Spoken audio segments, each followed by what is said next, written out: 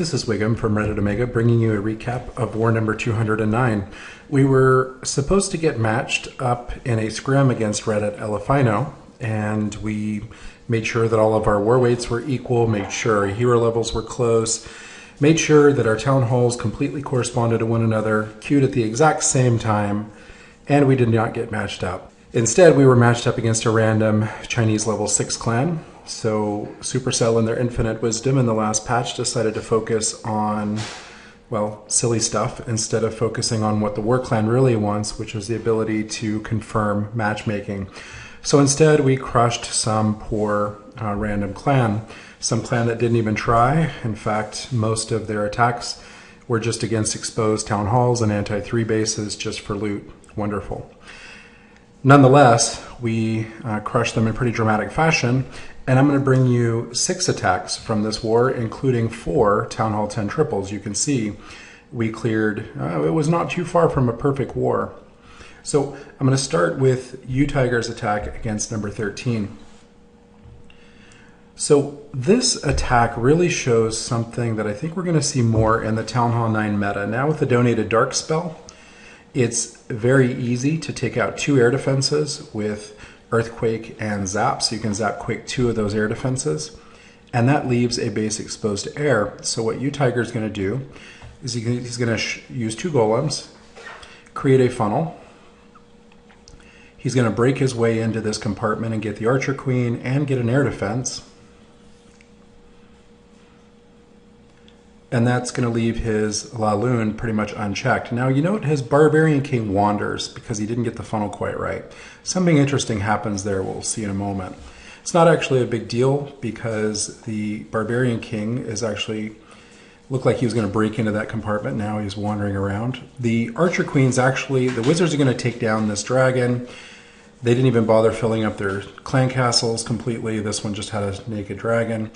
And now he's got 3 air defenses down, his queen's still up, his king's still up, and watch what his king's going to do. So he started his La Lune, but his king and this wizard are actually going to take down this last air defense. So those hounds sheepishly turn around and focus on ground expos and Teslas, and now he starts his La Lune. Speed this up because loons are slow. Obviously he doesn't have any spells left, no hastes, no rages, but he doesn't need it. Both hounds pop and the loons are all converging on the core. And it's not optimal looning, but I chose this one just because it shows the power of this new style of attack at Town Hall 9. I think that Supercell is going to realize pretty soon that Town Hall 9 is much closer to Town Hall 8 in that 3s are much more certain, whereas they should have focused on Town Hall 10. It's Town Hall 10 that really needs the emphasis for the ability to 3. And yes, they got a couple of tools, longer war timer, longer free spells, but that aside, they didn't get many tools to improve their ability to 3-star at Town Hall 10. So great attack from U-Tiger, showing what we're going to see a lot more commonly in this meta. Next attack I want to show you is Tito. Tito had a 6-star war and he cleaned up 2 bases. So you see he's got a shattered Goho, and he's going to use some minions to create a funnel. And you'll note that for his funnel he's going to use Earthquake. Earthquake is going to open up a path right into that AQ, and it's also going to expose 2 potential dieable giant bomb spots. So Earthquake makes a lot of sense here. Could have actually gone for a jump perhaps, but Earthquake ensures that the Archer Queen is going to path into that funnel as well. Sometimes the Archer Queen will simply shoot outside storages and the jump will expire before she has a chance to take it. So in this case, Earthquake makes sense. Barbarian King trips 1 giant bomb. The CC is dealt with, so now it's safe to start hogging. So you see his hogging, he's going to dual stream and he's going to go essentially clockwise. Skeletons spawn almost immediately. You'll note that when he earthquakes, he does not have space for a poison, so he's just going to have to kite these skeletons the whole time. Drops a heal on a cluster of defenses and also a potential double giant bomb spot. There was not a double giant bomb, just some singles. Archer Queen's still alive, taking out these high hit point buildings in the core. Heals another giant bomb spot, and you'll note he gets a hog split so that one giant bomb is triggered. Now he drops the remainder of his hogs, the 10 extra hogs he had remaining, into path in, and he's still got one heal spell left for these 3 lowly point defenses. Drops down, and spring traps or no spring traps, that's still a ton of hogs left. Finally take out those skeletons, and then clear this base very quickly. So good clockwise hogging, and good choice on the Earthquake to break into that simple core. Now, these are not good bases that our opponents are running. These are pretty much net bases. Most of them are in fact, all of them are anti-2 bases. Some of them use external giant, double giant, or giant bombs, which are always silly. But it's still not to diminish the attack Tito did. Both of his attacks actually did a good job. Okay, now we're getting into the Town Hall 10s, and our first 3-star came from MrFingers. Now, this base has double Saurons. We call single target Inferno Saurons, partly in honor of one of the earliest clan leaders of Reddit Omega and a mod of the RWCS channel. And what MrFingers is going to do is he's going to use a ton of witches. So he's going to wall break into this first compartment. He's going to create essentially not a funnel. He's going to start on one whole side of the base and wall break into on both sides of it. You notice he's got 2 jump spells that are already down, and they're going to get his units into the core. And now he drops witches from both sides. So he's got a 2-prong witch attack going. And he's got a very big funnel, so all these witches are going to path into the core, which is where you want them. Got some wizards to support in terms of damage. Heroes pathing in as well. A CC Hound was spawned. Hound is no big deal. It can kill skeletons all day. It doesn't matter. And these Infernos, you're going to see how useless they are against these Skellies. Now, a Rage on Skellies is very, very wise. That's a very lovely freeze spell there. Gets into the core. Half the base is down. Most of the point defenses are down. Still a ton of witches left. Now, these witches are going to slow down a little bit when they run into AoE damage. When they run into wizard towers, mortars, giant bombs, those things all slow witches down quite a bit. Giant bombs can actually wreck witches, but in this case, he was able to path his troops so that that didn't occur. Now you'll note that he has a few point defenses left, but he still has a level 40 Archer Queen with her ability. She can single-handedly take all those out with ease if she decided to go that way.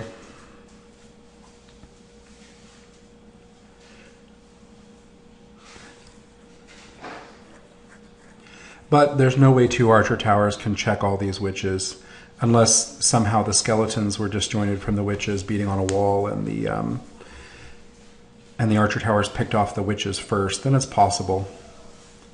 But I'll speed it up here. Even with their low damage, witches are still more than able to take out those Archer Towers. So single target Infernos are really begging for witches, and MrFingers shows that why use just a few witches when you can use lots and lots of witches. Even had 2 in the clan castle. Next is Deezaster on their number 6. Now he's going to go with an AQ walk and then a Laloon behind it. I'm going to speed this up a bit because AQ walks are pretty straightforward. Whenever you have air defenses exposed like this, AQ walks followed by Laloon makes a lot of sense. And you're going to see that with the 30 seconds added to the timer, Deez has enough time to get, I think, 3 air defenses. There's not a big building density here. There are no resource storages. Resource storages really slow you down. He doesn't have those to deal with, so it's just very straightforward for his queen to path around the base. It doesn't even take that much time. So proceeding clockwise around the base, he's going to drop his kill squad momentarily. So there's his CC. He's got a couple witches in there, some wizards. His barbarian king goes ahead and walls break his way into that 3rd air defense. It goes down, still has some healers left, And now he's going to start his La Lune. The Archer Queen hasn't even died yet, but it doesn't matter. So he has plenty of spells, got some haste to get those loons into the core, a rage for them, still has a pocket poison that he could use, but he doesn't need it. Air skeletons slowing down his loons somewhat. The queen is still beating on those loons, but it didn't matter. The reason it didn't matter is because he was able to take out 3 air defenses, and because by taking out all those external defenses, what he was able to do was path his loons into the core very effectively. The AQ walk was not just to take out the air defenses, but it was also to create a funnel, and he finishes the raid with heroes almost at max health. Okay, next is Sorak on their number 5.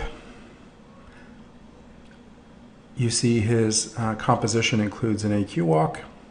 He's going to go ahead and drop some minions preemptively.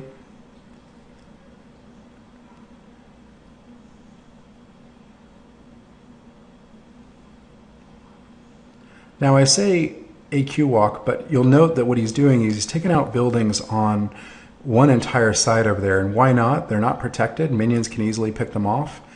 And what he's doing is he's also creating a funnel. So he's going to go ahead and wall break his way in with those 2 golems.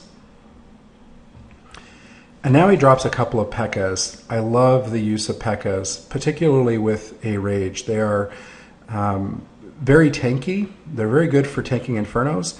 And in addition, they do lots and lots of damage, particularly under rage. Under rage, they one-shot many, many things, including opposing archer queens and most buildings. Now he's gone ahead and dropped some hogs on the east side. He's got a heal spell for them. Makes a lot of sense. There's a high density cluster of point defenses there.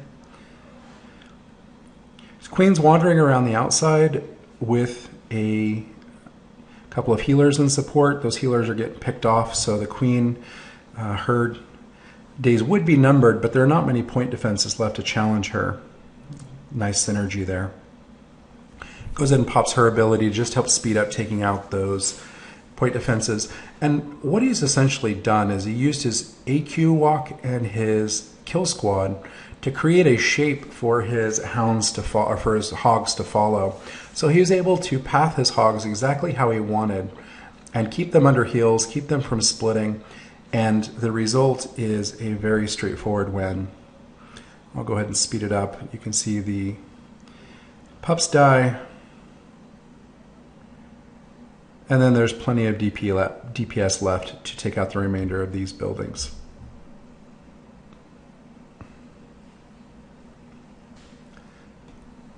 Excellent attack. And the last attack I'm going to show you is Stingray taking on their number 2. Now Stingray recently made the transition to Town Hall 10. He just dropped his Infernos about a week ago. And he is already doing very, very well. Now this isn't surprising. If you've watched Hulk's videos, you've seen videos of Stingray at Town Hall 8. And you've seen him in our channel at Town Hall 9. It's not surprising that you see him at Town Hall 10. He's going to try to take out this AQ and Inferno. He gets the Inferno. The AQ is left with a fraction of her health. The poison does not take her out. So that's not what he was planning.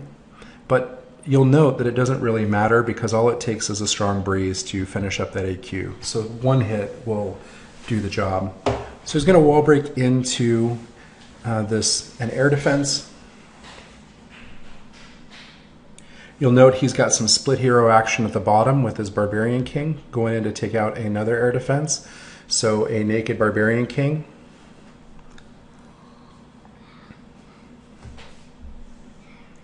Now that's a good choice of air defense to take out because what it's going to do is it's also going to create a nice funnel to funnel loons into the core. So there's the AQ. She didn't do anything, wasn't able to shoot a thing before she died.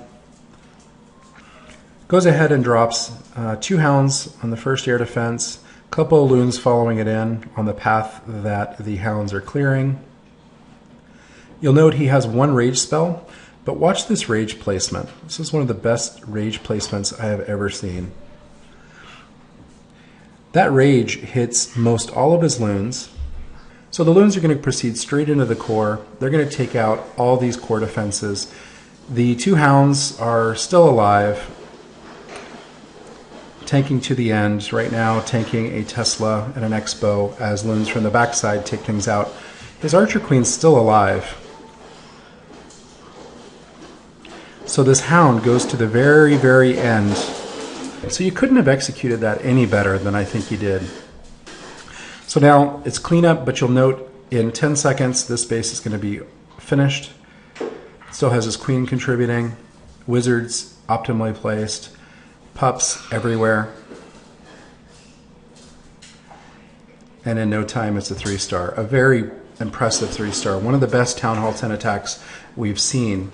And it all started on the backs of an Archer Queen, which did not die to the lightning as she was supposed to. So that's all the attacks I have for you today. Hopefully next time we get matched up against a clan that gives us a little better challenge. Dylan suggested after my last recap that I should sign off in some way, shape, or form because it was too abrupt. So thanks to Jim, I have that for you. So as Chief Wiggum says, good luck, Ralphie. If your nose starts bleeding, it means you're picking it too much.